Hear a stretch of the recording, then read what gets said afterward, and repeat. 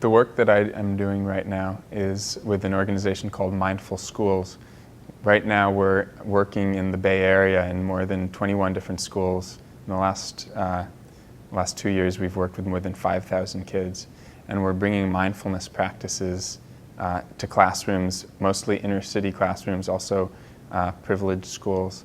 And we're teaching emotional regulation, emotional balance.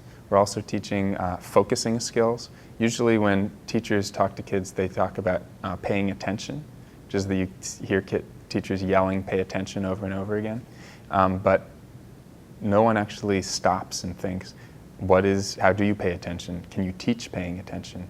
And so we actually teach attention, to actually focus on an experience, whether that's when we go into the classroom, we ring a bell, we have the kids listen to the sound of the bell, we have them pay attention to what they're seeing, what they're tasting when they're eating a raisin, when they're speaking with somebody, how to actually really be present, which teachers love, because after our classes, the kids really attend.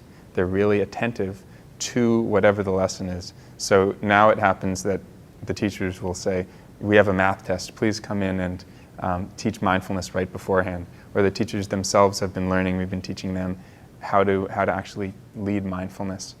So many of the schools we're in, there's so much stress, so much difficulty. When we're teaching relaxation, we're actually teaching these mindful relaxation exercises to get kids embodied, to get kids relaxed. So many of the inner city kids we're working with are deeply traumatized, and when all the cognitive science that's been done has shown that the brain doesn't actually work. It can't actually take in information if the mind is stressed out all the time, which these kids are stressed out. Even kids in private schools are stressed out about all the tests they need to take. So the mind actually will kind of shut down. It won't actually take in more information. So when we actually allow them to rest, to actually relax into their bodies, then the information becomes interesting. They can take it in. We wonder why inner city schools, their test scores are so low. They actually can't take in the information sometimes if they're that stressed out. So we're teaching them to relax, to be embodied, to actually attend to what's happening. It's the most simple thing to actually teach kids how to enjoy their lives, how to enjoy what they're learning. We also do a lot of heartfulness, where we're teaching kids how to actually send good thoughts and to actually appreciate themselves. So it's a crazy idea that we haven't actually taught kids emotional intelligence, social understanding, how to actually be present. That should be the groundwork of any education.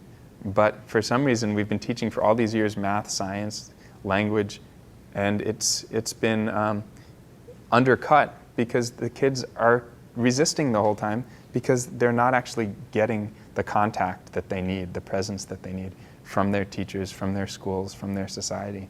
So we're going back. This is a revolution where we're turning it back, trying to bring the first tool actually being how to make the child, to bring happiness, to bring presence, to bring contentment, and then teaching the information.